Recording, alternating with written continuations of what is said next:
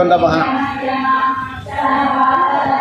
కావలి railway station వద్ద భవానీపురంలో వెలిసి ఉన్నటువంటి శ్రీ కనకదుర్గ అమ్మవారికి ఆషాఢ మాసం సందర్భంగా ఆషాఢశాల భక్తులు ఈరోజు సమర్పిస్తున్నారు.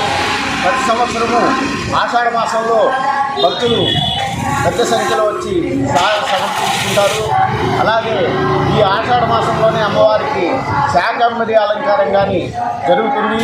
అది ఆగస్టు 7వ తారీఖు శుక్రవారం శాకంబరి అలంకారం చేస్తాము. అలాగే శ్రావణ మాసంలో శుక్రవారం మొదటి శుక్రవారం గాజులతో అలంకారం చేస్తాము.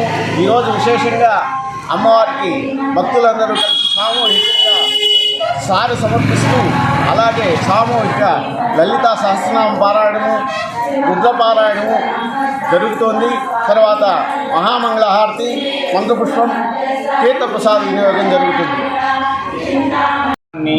ఇంత వైభవంగా ఉంటుందని మాకు 42 సంవత్సరాల నుంచి మాకు తెలియదు. గత 2 సంవత్సరాల నుంచి ఈ 30వ వార్డు వాళ్ళ ఒక బృందము, వాళ్ళ ఒక భక్తులు వీళ్ళందరూ కలిసి కార్యక్రమాన్ని చేస్తున్నందుకు మాకు కనకదుర్గమ్మ దేవస్థానం తరపున చాలా ఆనందంగా తృప్తిగా ఉంది.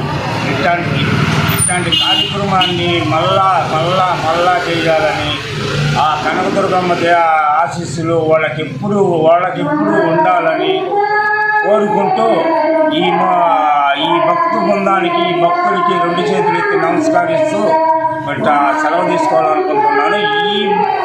ఈ భక్తులకే నేను ఎందుకు అంటున్నానంటే కనకదుర్గమ్మ వాళ్ళని చల్లగా చూడాలా, ఓళ్ళు కనకదుర్గమ్మ దేవస్థానానికి అభివృద్ధి పరంగా సహాయపడాలా, దాని గురించి నేను భక్తులు అని అంటున్నాను అన్నమాట.